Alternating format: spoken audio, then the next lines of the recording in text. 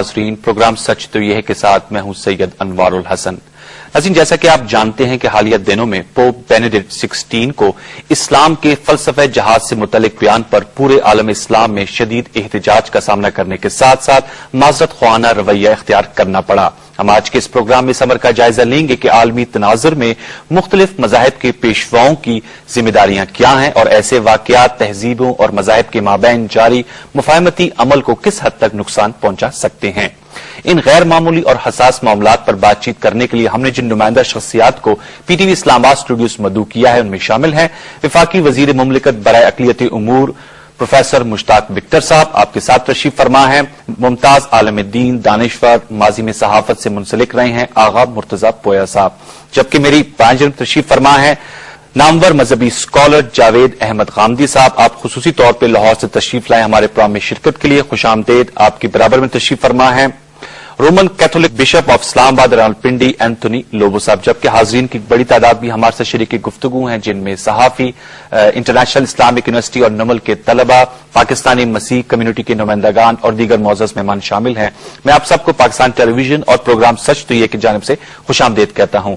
ناظرین، گفتگو کا آغاز کرنے سے قبل ہم آپ کو ایک مختصر سی رپورٹ دکھائیں گے جو ہم نے اس موضوع سے متعلق تیار کی ہے، تو آئیے رپورٹ دیکھتے ہیں۔ مسیحی برادری کے روحانی پیشوا پوپ بینیڈکٹ 16 نے جرمنی میں اپنے آبائی قصبے بویریا میں تقریر کرتے ہوئے اسلام کے جہادی فلسفے کو تشدد کے مترادف قرار دیا۔ اس بیان پر ملائیشیا، لبنان، مصر، مراکش، ایران، فلسطین، سعودی عرب، ترکی اور پاکستان سمیت دنیا بھر کے اسلامی ممالک میں عوامی اور حکومتی سطح پر شدید غم و غصے کا اظہار کیا گیا ہے۔ اقوام متحدہ کی جنرل اسمبلی سے خطاب کرتے ہوئے صدر پاکستان جنرل پرویز مشرف نے بھی موجودہ عالمی تناظر میں پوپ بینیڈکٹ 16 کے بیان کو اشتعال انگیز قرار دیا ہے۔ We also need to bridge dialogue and understanding the growing divide between the Islamic and Western worlds. In particular, it is imperative to end racial and religious discrimination against Muslims and to prohibit the defamation of Islam. It is most disappointing to see personalities of high standing oblivious of Muslim sensitivities at these very critical moments. مسلم امہ کے شدید احتجاج کے پیش نظر pope Benedict 16 نے مسلمانوں کی دل آزاری پر افسوس کا اظہار کیا ہے، جبکہ عالمی سیاسی اور مذہبی رہنماؤں نے پوپ کے معذرت خواہانہ بیان کو ناکافی قرار دیتے ہوئے مطالبہ کیا ہے کہ وہ ذاتی طور پر اس بے جا الزام پر معافی مانگیں، کیونکہ ایسے بیانات سے دنیا بھر میں مذہبی اور ثقافتی خلیج بڑھنے کا امکان ہے۔ جی ناظرین، ابھی آپ نے رپورٹ ملاحظہ کی، سوال و جواب کا سلسلہ شروع کریں گے آغا مرتضی پویا صاحب آپ سے۔ آزادی اظہار کی آڑ میں مغرب سے پہلے توہین آمیز خاکوں کی کنٹروورسی سامنے آئی اور اب پوپ بینیڈکٹ 16 کا یہ حالیہ بیان جس میں انہوں نے اسلام کے فلسفہ جہاد کو تنقید کا نشانہ بنایا، آپ ان دونوں واقعات کو کس تناظر میں دیکھتے ہیں اور آپ سمجھتے ہیں کہ یہ دونوں واقعات ایک ہی سلسلے کی کڑی ہیں؟ بسم اللہ الرحمن الرحیم۔ اس میں کوئی شک نہیں ہے کہ اس وقت ایک عجیب سا ماحول بنا ہوا ہے مسلمانوں کے خلاف، اور ایک ثقافتی الغار ہے، ایک علمی الغار کیا جا رہا ہے ان کے عقائد وغیرہ پر، اور دوسری طرف سے ملٹری ایکشن بھی لیا جا رہا ہے اور صرف مسلمانوں کے خلاف۔ یہ افسوس کی بات ہے، اور اس تناظر میں پوپ بینیڈکٹ کا یہ بیان جو ہے بہت ہی اشتعال انگیز اور احساس سے، یعنی کہ بالکل انسانیت کے احساسوں کو پانی پہ ڈال دیا اس پر۔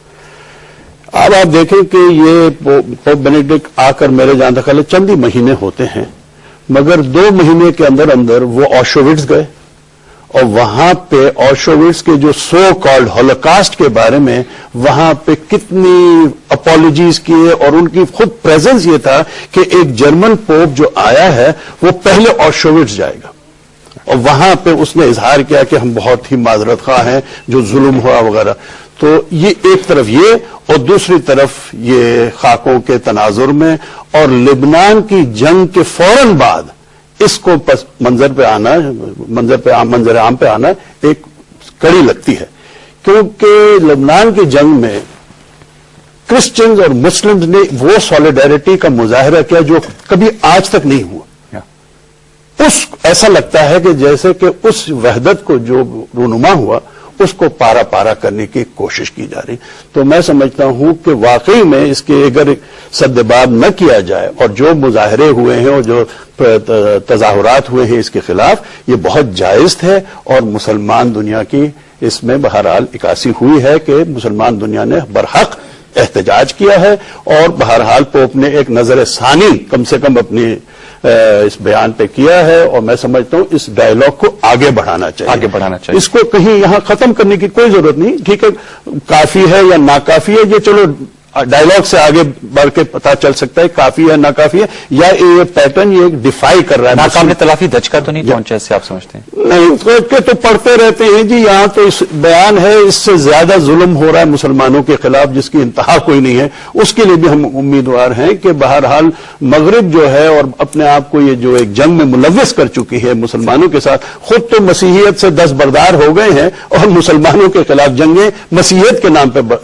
سونپ رہے ہیں. جی مشتاق وکٹر صاحب 12 ستمبر کے لیکچر جس کا ٹائٹل تھا فیتھ اینڈ ریزن یعنی مذہب اور منطق اس پہ روشنی ڈالتے ہوئے پوپ بینیڈکٹ 16 نے جو کہ خود پروفیسر آف تھیولوجی ہونے کے ساتھ ساتھ 1 ارب سے زائد رومن کیتھولکس کے روحانی پیشوا ہیں کیوں ضرورت محسوس کی کہ انہوں نے 600 سال قبل کا ایک واقعہ بیان کیا جس میں اسلام کو تشدد سے منسوب کیا گیا ہے؟ سب سے پہلے تو میں یہ کہنا چاہوں گا کہ اس لیکچر میں جو 12 سپٹمبر کو انہوں نے ریجنسبرگ یونیورسٹی میں دیا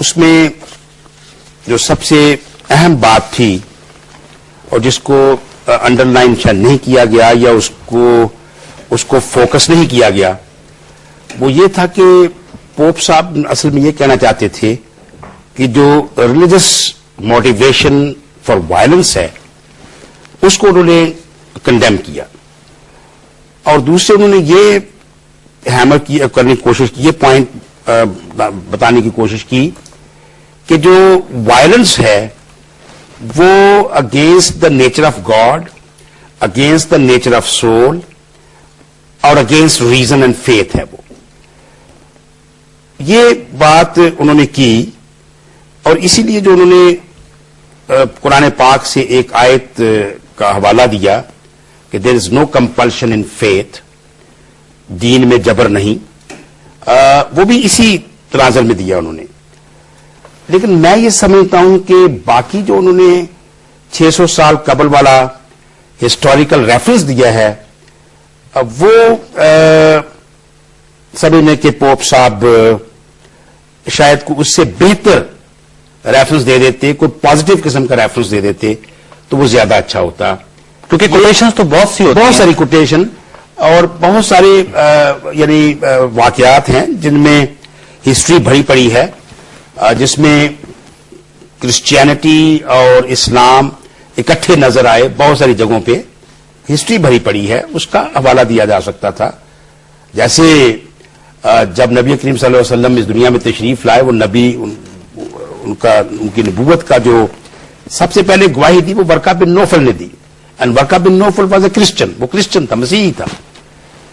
باقی بہت ساری چیزیں ایسی ہیں کہ اس لیکچر کو ہمارے بہت سارے علماء نے کو چاہیے تھا کہ اس کو پڑھتے ضرور. اس میں بہت ساری باتیں ہیں. جہاں تک فلسفہ جہاد کا تعلق ہے پوپ بینیڈکٹ 16 نے بارہا اس بات کی وضاحت بھی کی کہ وہ نہ صرف دین اسلام کو عزت کی نگاہ سے دیکھتے ہیں بلکہ وہ اسلام کے جتنے بھی ٹینٹس ہیں ان کو بڑی قدر کی نگاہ سے دیکھتے ہیں.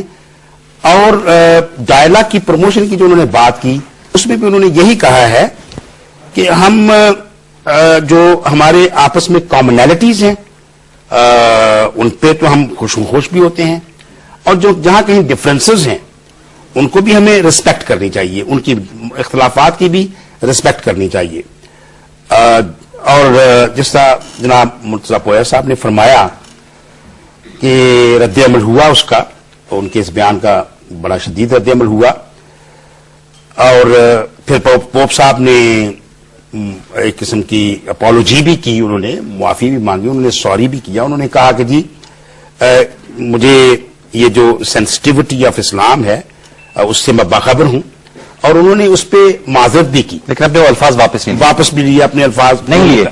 انہوں نے اس طرح سے لیے کہ انہوں نے کہا کہ دیکھیے جی کہ میں نے جس اسپرٹ میں وہ بات کی ہے اس کو غلط رنگ میں لیا گیا، کیونکہ ہمارے پاس ایک چھوٹا سا وہ بھی ہے، ایک انفارمیشن بھی ہے کہ پوپ بینڈ 16 نے گزشتہ سال جب مسلمان اسکالر سے گفتگو کی تو ان کے آئی کوٹ ہم، انہوں نے اس بات پر زور دیا تھا کہ صحیح الفاظ کا جو چناؤ ہے وہ ہونا چاہیے، کہ words are highly influential in the education of minds and words have consequences. وہ انہوں نے جو یہ اس لیے میں کہتا ہوں کہ جو انہوں نے ریفرنس کوٹ کیا وہاں پر وہ زیادہ وضاحت ہو جاتی تو، اور وہ نہ ہوتا کوئی اور کوٹیشن بہت سی مماثلتیں پائی جاتی ہیں، اور اسی وجہ سے یہ جو سارا ہوا۔ لبنان کی صورتحال کے متعلق بھی وہاں پر بھی احتجاج کیا ہمارے مسلمان بھائیوں نے وہاں پر، لیکن لبنان تو بیسیکلی کرسچن میجورٹی کنٹری ہے جی، وہاں تو جو صدر ہوتا ہے وہ کرسچن ہوتا ہے، وزیر اعظم مسلمان ہوتا ہے، شیعہ جو ہے وہ اسپیکر ہوتا ہے، وہاں ان کی ریلیجس ہارمنی بڑی اچھی نظر آتی ہے۔ ابھی حزب اللہ کے سلسلے میں بھی وہاں پر کرسچنز اور مسلمز اکٹھے، کیونکہ ان کے ملک کا مسئلہ اور یہ اسپرٹ ہونی چاہیے جی، ان کے ایک ہی اسپرٹ کے ساتھ انہوں نے فائٹ جی۔ کیا۔ اسلام جی صاحب، بات ہوئی تھی اسلام کے فلسفہ جہاد پہ تھوڑی سی بات کر لیتے ہیں۔ 9/11 کے بعد سے مغرب میں یہ تاثر پیدا کیا جا رہا ہے مغربی میڈیا کی جانب سے کہ اسلام کا فلسفہ جہاد دنیا میں انتہا پسندی اور شدت پسندی کو پیدا کر رہا ہے، جنم دیتا ہے۔ آپ کیا سمجھتے ہیں کہ مسلم امہ کو ان اس پرسیپشنز کو دور کرنے کے لیے کیا عمل اختیار کرنا چاہیے؟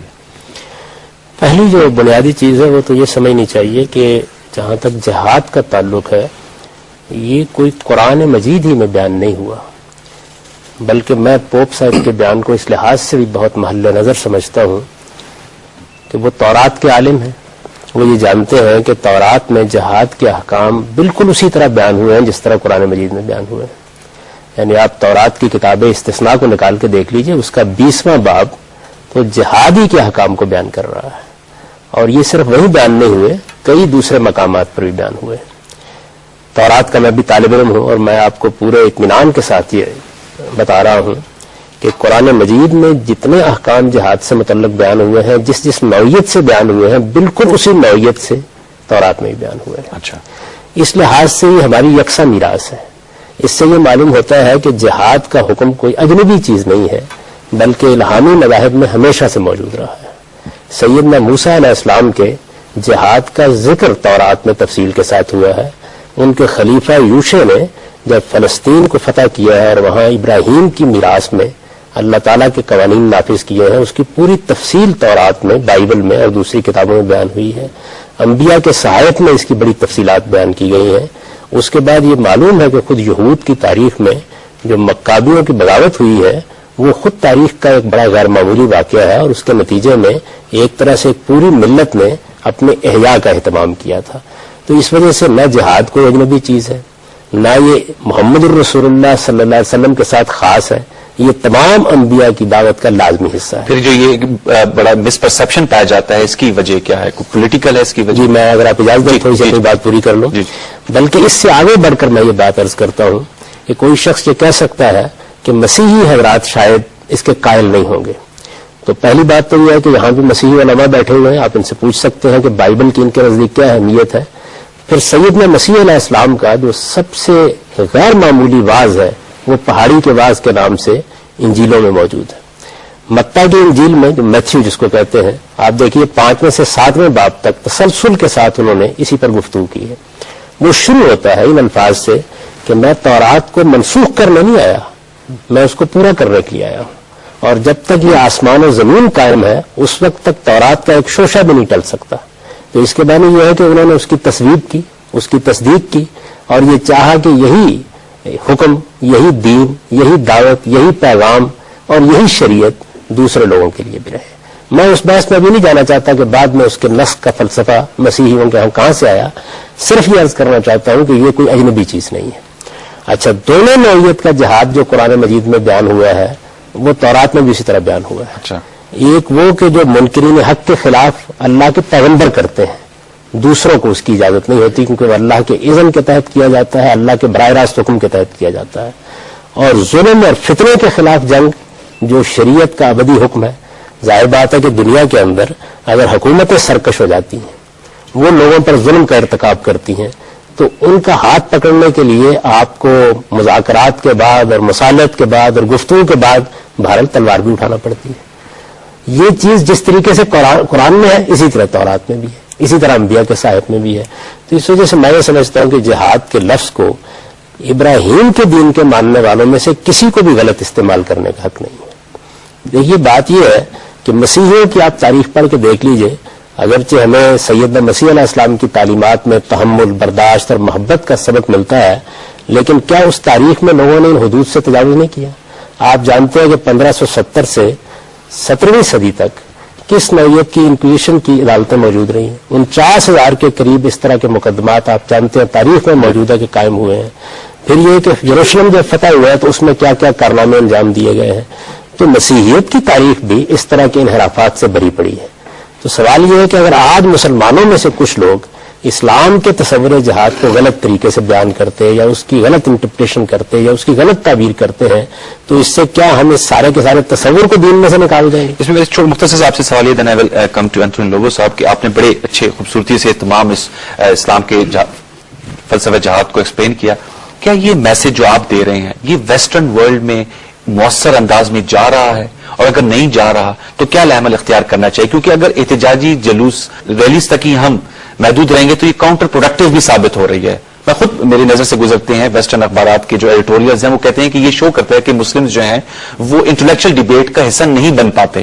کیا کرنا چاہیے جی آپ جیسے لوگوں کو؟ میں یہ سمجھتا ہوں کہ یہاں آپ نے بڑی درست بات کہی ہے، یعنی یہ بالکل صحیح ہے کہ پوپ جیسی شخصیت یا مسیحی علماء کو بہرحال ہمارے دین کا مطالعہ کرنا چاہیے اور دیکھنا چاہیے کہ اصل بات کیا ہے، اور لوگوں کی باتیں اور سنی سنائی باتوں پر رائے نہیں قائم کرنی چاہیے۔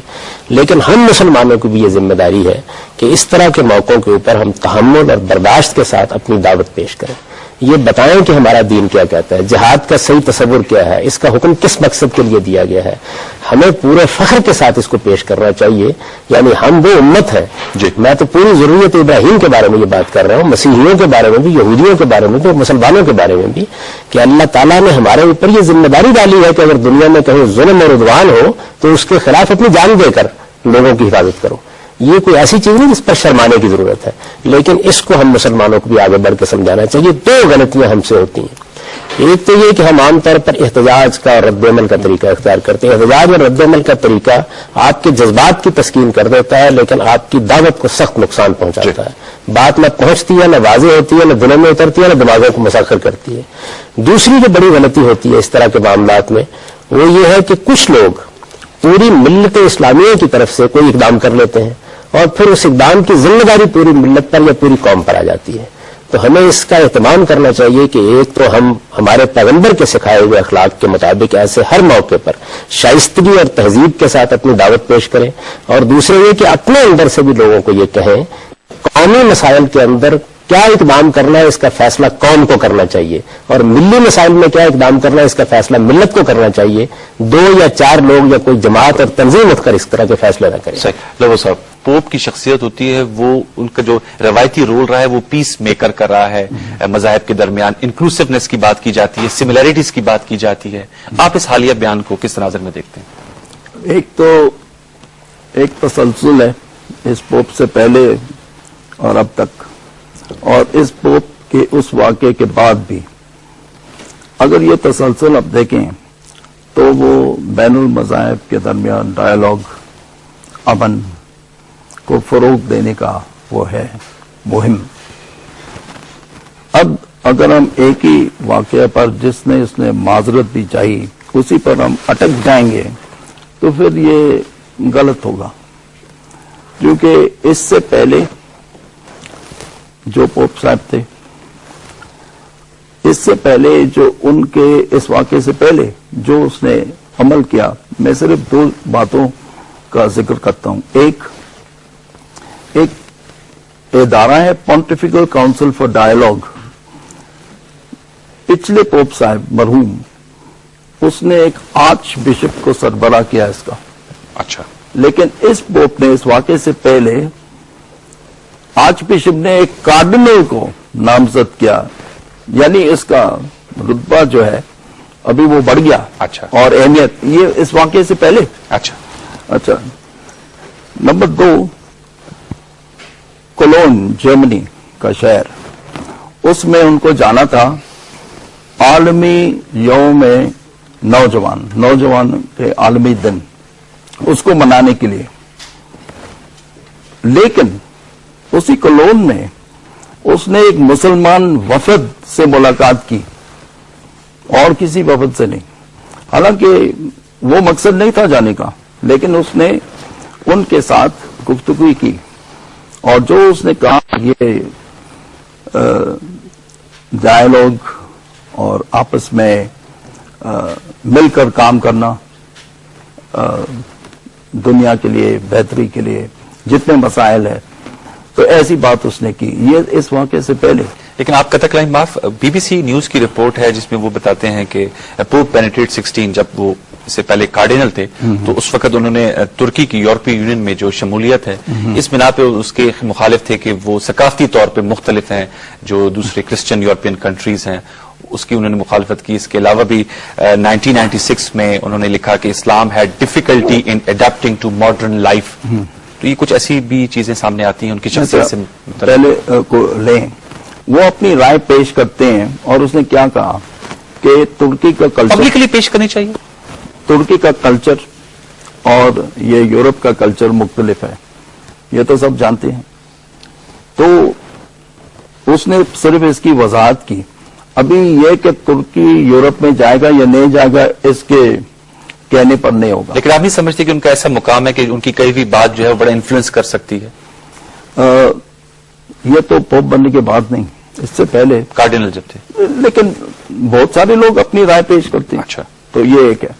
और वो दूसरी बात जो आप कह रहे हैं इसके कि इस्लाम had difficulty in adapting to modern life, दौरे हाजिर के तकाजों से जो है वो मुताबिकत करने में मुश्किल पेश आती है इस्लाम को।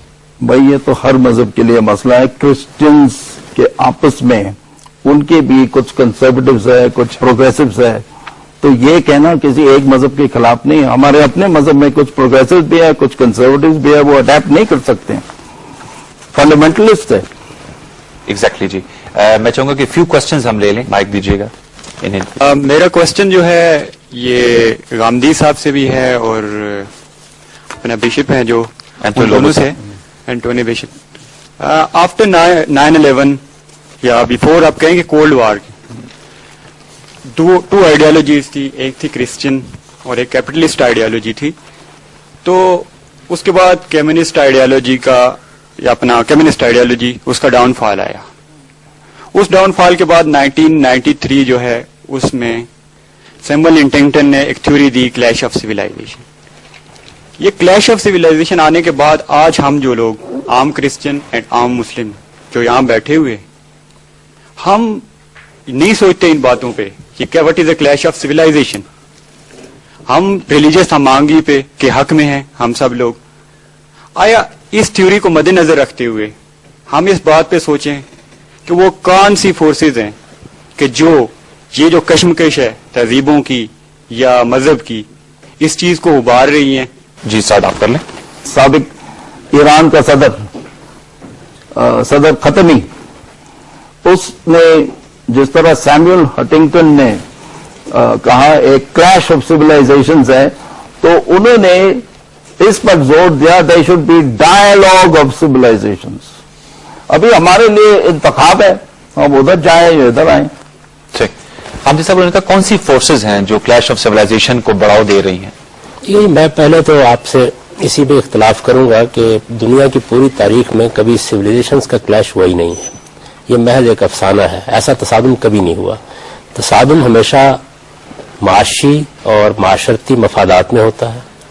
तसादुम असल में इंसानों के अंदर जो तफव्वुक और बर्तरी की जबिल्लत है, जब वो किसी कौम को सुपर पावर बना देती है तो उसको कायम रखने के लिए होता है। और तसादुम हमेशा मुहिमजूई की फितरत में होता है। इस वजह से उसके ऊपर मजहब का, तहजीब का जामा आमतौर पर उड़ा दिया जाता है।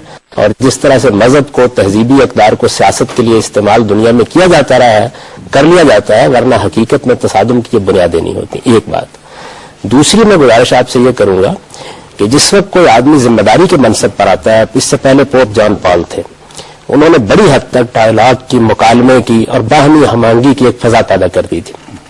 ये अभी नए आए हैं।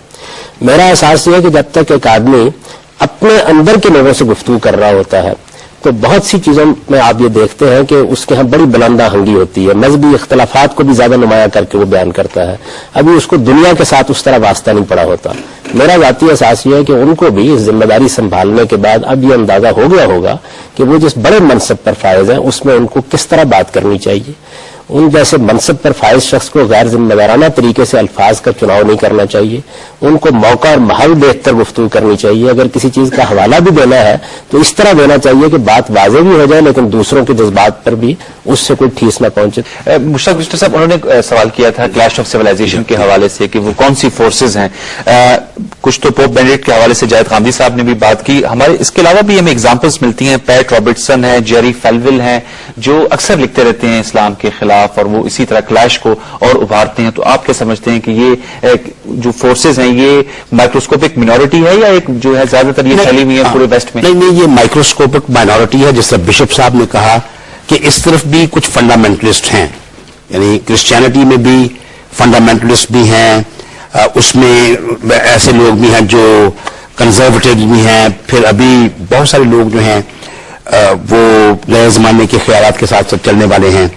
تو جناح صاحب کا ذکر آپ نے، پیٹ رابرٹسن کا وغیرہ کا ذکر کیا ہے، یہ پوری کرسچینٹی کے نمائندے نہیں ہیں. یہ شاید وہ کوئی پینٹیکوسٹل ٹائپ ہوں یا اس طرح کے کچھ ہوں وہ، لیکن وہ پوری کرسچن اب دیکھیں نا، جو کیتھولک چرچ ہے جو اس کی دنیا میں تعداد تقریباً 7 ارب ہے. اچھا، ٹھیک ہے، مسلمان اور کیتھولک برابر تعداد میں ہیں. تو یہ لوگ جو ہیں یہ میں سمجھتا ہوں کہ یہ فنڈامنٹلسٹ ہیں جو اس طرح کی باتیں کرتے رہتے ہیں. نظر انداز کرنا چاہیے، انہیں نظر انداز کرنا چاہیے. مائک ادھر دے دیجیے گا.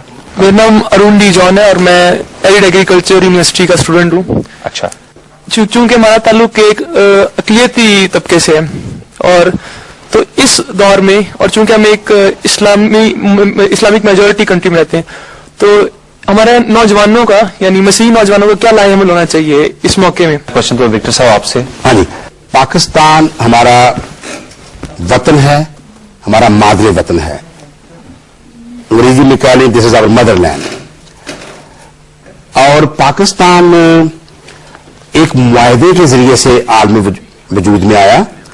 یہ کسی جنگ کی وجہ سے نہیں بنا تھا اور اس لیے جو لوگ اس خطے میں رہ رہے تھے، ہندوستان کے شمالی ہندوستان میں رہتے تھے جو اب پاکستان ہے، تو وہ اس معاہدے کی روح سے ہم یہاں پر ہیں، موجود ہیں. ہم یہاں پر ہماری اپنی شناخت ہے اور میں یہ سمجھتا ہوں کہ جہاں تک یہاں پر مائنورٹیز کا تعلق ہے، اقلیتوں کا تعلق ہے، میں یہ بالکل باوسوق طریقے سے کہہ سکتا ہوں کہ ہم ہندوستان میں رہنے والی اقلیتوں سے بدرجہ بہتر ہیں.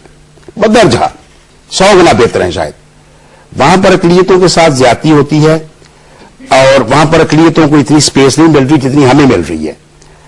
اور خاص طور پہ موجودہ حکومت نے تو اقلیتوں کو آگے بڑھنے کے لیے بہت سارے موقع دے دیے. جیسے الیکٹورل ریفارمز ہوئیں، اس میں ہمارا جو سیپریٹ الیکٹر تھا اس کو ختم کر کے جوائنٹ الیکٹریٹ کیا. اب اگر مصطفیٰ پویا صاحب نے الیکشن لڑنا ہے تو اگر وہ مسلمان بھائی سے ووٹ مانگیں گے تو آپ سے بھی ووٹ مانگیں گے، آ کر منت کریں گے آ کر آپ کی. تو یہ ایک سوشل ہارمنی بڑی. میں یہ سمجھتا ہوں انوار صاحب، صحیح صاحب، کہ جو بین المذہب ہمانگی ہے یا بین المذہب یعنی ہارمنی ہے، جس کو آپ ریلیجس ہارمنی یا انٹرفیتھ ہارمنی کہتے ہیں، اس کے لیے پہلے ضروری ہے کہ ہماری سوشل ہارمنی کو بڑھاوا ملے. Bakr Siddiq ji, international Islamic university, department of comparative religions میرا تعلق ہے. سوال یہاں پر ہم اس وقت جو بحث کر رہے ہیں وہ پوپ بینیڈکٹ کے جو موجودہ جو بیان ہے اس کے حوالے سے کر رہے ہیں. تو میں یہ سمجھتا ہوں کہ یہاں پر علماء جو بیٹھے ہیں اور اسکالرز بھی بیٹھے ہیں، انہوں نے یہ بات جو ہے ہمارے بشپ صاحب نے کہی کہ جی معذرت کر لی ہے اور اب اس سوال پر اٹکنا نہیں چاہیے، جبکہ شاید مسلمان کمیونٹی کی طرف سے بلکہ یقیناً یہ بات کہی جا رہی ہے کہ یہ معذرت کافی نہیں ہے. اور ہم یہ سمجھتے ہیں کہ یہ کافی نہیں ہے کیونکہ انہوں نے یہ بات کہی ہے کہ میرے بات کو صحیح طریقے سے سمجھا نہیں گیا، جبکہ مسلمان اپنے نبی، اپنے فلسفہ جہاد اور اپنی تمام چیزوں کو میرے خیال میں بہت بہتر طریقے سے سمجھتے ہیں. تو اگر وہ اس موقع پر فوری طور پر یہ جو ہے اپنے الفاظ واپس لے لیتے اور معذرت کر لے واضح الفاظ میں, تو شاید اتنا بڑا ایشو بنتا نہ, جس کو کہا جا رہا ہے کہ اتنا بڑا ایشو بنایا گیا اور اس پہ اٹکنا نہیں چاہیے. تو میں میرے خیال میں بشپ صاحب سے یہ سوال کرنا چاہوں گا کہ کیا یہ الفاظ واپس ان کو ہو بہو لینے چاہیے تھے کہ نہیں, جبکہ انہوں نے جو رویہ اختیار کیا, اس کے بارے میں وہ کیا کہیں؟ جی اینتھونی لوبو صاحب. ایک تو میرا خیال ہے کہ ان کو یہ معلوم نہیں تھا, وہ جس کو ہم کہتے ہیں احساس یا سینسٹیوٹی, کہ ایک ایسا کوٹیشن سب سے پہلے یاد رکھنا یہ اس کے الفاظ نہیں ہے, اس نے کوٹ کیا. ہم نے پہلے سے کہا یہ کوٹ نہیں کرنا تھا. اگر آپ کو کوٹیشن لینا تھا, بار بار اتنے لوگوں نے کہا یہاں پینل میں, اگر کوٹیشن لینا تھا تو اور بہت سے اچھے پازیٹیو کوٹیشنز آپ لے سکتے تھے, اس کی ضرورت نہیں تھی. تو یہ ان کے الفاظ نہیں ہیں. تو وہ سینسٹیوٹی جو شاید اور کسی کو ہوتی ان کی نہیں تھی. اب میرا خیال ہے خوب سینسٹیو ہو گیا ہے ان باتوں کی. جی مجھے فلسفوں سے گفتگو آگے لے کر چلتے ہیں. بین المذاہب مذاکرات اور ہمانگی کی بات ہو رہی ہے. کچھ دن قبل ہی پوپ بینیڈکٹ 16 نے ویٹیکن سٹی میں مسلم سفراء سے ملاقات کی. سوال میرا یہ ہے کہ جیسے مشتاق وکٹر صاحب نے کہا کہ 1 ارب سے زائد رومن کیتھولکس ہیں جن کے روحانی پیشوا ہیں پوپ بینیڈکٹ 16. اگر وہ بات کرنا چاہیں بین المذاہب ہمانگی اور قریب لانے کے لیے, تو مسلمانوں کی جانب سے آپ سمجھتے ہیں کہ کوئی ایسی شخصیت موجود ہے جو بات چیت کر سکتی؟ اس میں کوئی شک نہیں ہے کہ نہ صرف ایک شخصیت بلکہ کئی شخصیتیں موجود ہیں اور جن کا سٹیچر جو ہے پوپ سے کوئی کم نہیں ہے. وہ اویلیبل ہیں, چاہے الازہر میں ہو, چاہے سعودی عربیہ میں ہو, ایران میں ہو, پاکستان میں ہو. بہت سارے ایسے شخصیات ہیں جو کہ ایک ہی لیول کے ہیں وہ لوگ, اور وہ مذاکرات کر سکتے ہیں. اور جہاں تک یہ ادیان ابراہیمی کا سلسلہ ہے, اس پہ میں 2 سال سے کام کر رہا ہوں ایک خاص نہج پر, اور وہ یہ کہ ہمیں ایک چھت کے تلے ایک مسجد, ایک سینیگاگ اور ایک چرچ کو ہم برقرار رکھ سکتے ہیں, اور اس کو مطلب جس طریقے سے کر سکتے ہیں کہ اپنی اپنی نمازیں اپنی اپنی عبادتیں کریں مگر ایک چھت کے تلے کریں. اور ہم چاہ رہے تھے کہ اس کو برسلز میں رکھیں, اور یہ پوپ کے بیان نے اس سوچ کو اتنا نقصان پہنچایا ہے. مگر بہرحال اس ایک واقعے کی بنا پر ہم اپنے آبجیکٹو سے نہیں ہٹ سکتے. ہم تو چاہتے ہیں جتنے مذاہب ہیں ادیان الہی ادیان ابراہیمی بالخصوص, ان میں ایک ہم آہنگی ہونی چاہیے اور اس ادیان کے فروغ ہونا چاہیے. ہمیں افسوس یہ کہ ہمیں ڈائیلاگ پارٹنر نہیں مل رہا ہے. کرسچینٹی پہ جو ہے کرسچن جو ہے وہ چلے گئے سیکولرزم کی طرف. وہ اپنے آپ کو کرسچن بھی نہیں کہنا چاہتے ہیں بلکہ سیکولر ہیں, وہ کہتے ہیں سیکولر. اسی طریقے سے یہودی بھی, ان پر بھی سیکولرزم حاوی ہے, اور مشکل یہ ہے کہ مسلمانوں پر بھی سیکولرزم کی کو سونپا گیا ہے, اور 100 سال سے کوشش کی گئی کہ مسلمانوں کو تو ہم کرسچن تو نہیں بنا سکتے, ہمیں ان کو مسلمان نہ رہنے دیں. تو یہ سازشیں اور یہ کشمکش چل رہے ہیں, مگر اس کشمکش کو مد نظر رکھتے ہوئے ہم پیچھے نہیں ہٹنا چاہتے, آگے بڑھنا چاہتے ہیں. آگے بڑھنا چاہتے ہیں. انسٹیٹیوشنز ہیں, بے تحاشا انسٹیٹیوشنز ہیں اور پرسنالٹیز ہیں جو ایک دوسرے کے اوپر یہ مکالمہ کر سکتے ہیں. You want to add? ہاں جی, میں یہ سمجھتا ہوں کہ جو pontifical council for interfaith harmony ہے وہ بہت بڑا ادارہ ہے, اور وہاں سے بھی ڈائیلاگ کا فروغ حاصل ہو سکتا ہے. دوسری بات جو پویا صاحب نے کی ہے کہ ویسٹ جو ہے وہ سیکولر ہو گیا ہے, وہاں پر واقعی سیکولرزم کی ویلیوز کو زیادہ اہمیت دی جاتی ہے, مذہب کی طرف لوگوں کا رجحان کم ہو گیا ہے. لیکن پھر بھی میں سمجھتا ہوں کہ پاکستان کی بات کر لیجئے, پاکستان نے اگر ملکی لیول کی, نیشنل لیول کی بات کی جائے تو ہم پارٹنرز موجود ہیں ڈائیلاگ کو آگے بڑھانے کے لیے, مسلمانوں کے بہترین پارٹنر بن سکتے ہیں. اور اگر انٹرنیشنل حوالے سے بات کی جائے تو انٹرنیشنل لیول پہ جس سے میں نے بات کی پونٹیفیکل کاؤنسل ہے ویٹیکن کے اندر, اور ابھی جو پرسوں چوتھ پوپ بینیڈکٹ 16 نے کاسل گنڈلفو میں مسلم سفیروں کو بلا کر بات کی, وہ بھی ایک پلیٹ فارم مہیا کیا ہے ڈائیلاگ کو آگے بڑھانے کا. ڈائیلاگ بے شمار ہیں. Last question. میرا نام ہے اسٹیلا جان, میں ڈائیلاگ کے کافی اداروں میں کام کرتی ہوں. میرا یہ سوال ہے کہ کیوں نہ ہم اس کو اس معاملے کو اس تناظر میں دیکھیں کہ ایک دوسرے کو جاننے کے لیے یہ ایک پلیٹ فارم بہتر پیدا ہوا کہ ہم ٹھنڈے دل سے ایک دوسرے کو جانیں, اور یہ نہیں کہ ایک دم رد عمل یا تشدد کا رویہ اختیار. جی ایک اور کوشچن لے لیتے ہیں, آپ کریں سوال. میرا نام مریم ہے, میں چھوٹے سے میگزین کی ایڈیٹر ہوں. احتجاج اور رد عمل جو ہے یہ نقصان پہنچاتا ہے. डायलॉग को भी, तो उसके लिए मेरे दिल में ये ख्वाहिश पैदा हो रही थी ये पूछने की कोई इंटरनेशनल लेवल पे हम कोई इंस्टीट्यूट हो सकता है, कायम हो सके, जहाँ पे स्कॉलर्स हों जिनके सामने ये कोई भी प्रॉब्लम हो। अब मसाइल तो जाहिर है पैदा होते रहेंगे, उसको पेश किया जाए, उसके सामने पेश किया जा सके। बड़ी अच्छी तजवीज़ है आपकी। अभी उन्होंने आपको बताया कि वेटिकन में तो इस तरह का एक पूरा का पूरा इंस्टीट्यूट कायम है। हम मुसलमानों को मैं समझता हूँ कि आगे बढ़कर इसका एहतमाम करना चाहिए कि हम अपनी बात सलीके से कहना सीखें और अपने उस दावत के किरदार को नुमायां करें जो किरदार हमें हमारे पैगंबर ने दिया था। यानी हमें बात कहनी है, दलील के साथ कहनी है, हमें दिलों में उतारनी है, हमें दूसरों के दिमागों को मुसख्खर करना है। मैं इस वजह से हमेशा इस जानिब तवज्जो दिलाता हूं कि छोटे पैमाने से लेकर बड़े पैमाने तक, छोटी सतह से लेकर बड़ी सतह तक हर जगह मुकालमे को फरोग देना चाहिए। आपसे मैं स्टार्ट करूंगा, तमाम पैनलिस्ट का जवाब दें। जो अभी जो इस वक्त रीसेंट इशू है पोप बेनेडिक्ट 16 का जो हालिया बयान है, आप समझते हैं कि उन्होंने जो इस पर इजहार अफसोस किया है वो काफी है या उन्हें अपने अल्फाज वापस लेकर माजरत कर लेनी चाहिए? देखो, माफी जो है दो किस्म के हैं, एक अल्फाज और एक अमल। तो अल्फाज में हम बेहतरीन अल्फाज इस्तेमाल कर सकते हैं लेकिन हमारा दिल माफी में नहीं है। अभी लोग जो चाहते हैं लफ्जों की माफी, मैं समझता हूं लफ्जों की बजाय पोप साहब ने अमल से दिखाया। एक तो ये मुसलमान सफीरों को अभी बुलाया और उसके पूरे प्रोसीडिंग्स मेरे पास है 2 पेजेस में। अच्छा। और इसमें हर जुमले में dialogue, respect for one another, ये चीजें हैं। सही। आप जी साहब? मैं भी यही समझता हूँ कि असल चीज अमल है। अच्छा। यानी उनका अमल ये बताएगा कि वो आगे बढ़कर मुसलमानों को सीने से लगाना चाहते हैं, मोहब्बत की फजा पैदा करना चाहते हैं, बाहमी एहतराम का रवैया इख्तियार करना चाहते हैं, या इस वक्त जो आग लगी है इसको मजीद हवा देने के लिए अल्फाज तो लुगत में बहुत से मौजूद हैं और खसो खाशाक का ढेर पड़ा होता है। अब जब चाहे चिंगारी फेंक दें आग लग जाती है उसके नतीजे में। तो ये उनका अमल है जो दर हकीकत बताएगा कि वो कितना आगे बढ़ते हैं। और मैं तो ये दुआ करता हूं कि उनके जो पेशरो थे वो उनके नक्शे कदम पर चलें और आगे बढ़कर डायलॉग की, तहम्मुल और बुर्दबारी के साथ बात सुनने की और बाहमी तौर पर एक दूसरे का एहतराम करने की फजा को फरोग दें। साहब? मैं तो समझता हूं कि सबसे पहली बात यह है कि जो हमारा मजहब और जो अदियान इब्राहिमी का दर्स है वो कि इंसानियत को इंसान की नजर से देखें, न मजाहिब के तनाजुर में देखें। और अगर ये इंसानियत और इंसान दोस्ती अगर हमने अपना लिया तो ये सारे झगड़े खत्म हो जाएंगे। क्योंकि ये जितने झगड़े हुए ये इस्लाम के नाम पे या मसीहियत के नाम या यहूदियत के नाम पे तो हुए हैं, मगर उनके मजहब को फरोग देने के लिए और अदियान को फरोग देने के लिए नहीं कि ये भी एक किस्म की जहानकुशाई वगैरह और जहांगीरी रही है। तो इससे हम इज्तनाब करें। और अभी भी जो जितने भी बैटल्स हो रहे हैं वो सारे पॉलिटिकली ओरिएंटेड हैं। सही बात। मुश्ताक विक्टर साहब? मैं जी ये समझता हूं कि एक तो पोप साहब ने जो अभी मुसलमान सफीरों को कासल गंडल्फो में बुला के वहां पर एक बड़ा खूबसूरत बयान दिया है, उसमें उन्होंने एक बड़ी अच्छी बात की कि जो वेटिकन काउंसिल हुई थी 1961-2 में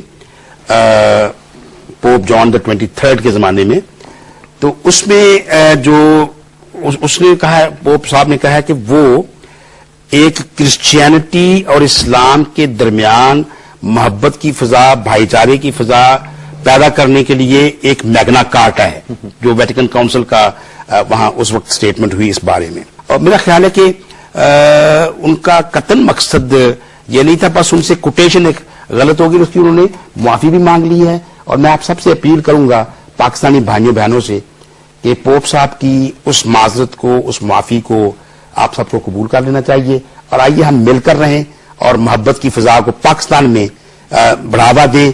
हम सब पाकिस्तानी शहरी हैं। नाज़रीन, मजहबी और हसास मामलात से मुतालिक गलत फहमियों को दूर करने के लिए जरूरी है कि वजाहत के साथ ख्यालात का इजहार करना चाहिए, क्योंकि हमारी दुनिया जो इस वक्त सियासी और मुआशी बुनियादों पर पोलराइजेशन का शिकार बनती जा रही है, कहीं ऐसा ना हो कि वो मजहबी और सकाफती बुनियादों पर तकसीम हो जाए। यही हमारे आज की इस नशिस्त का मैसेज है।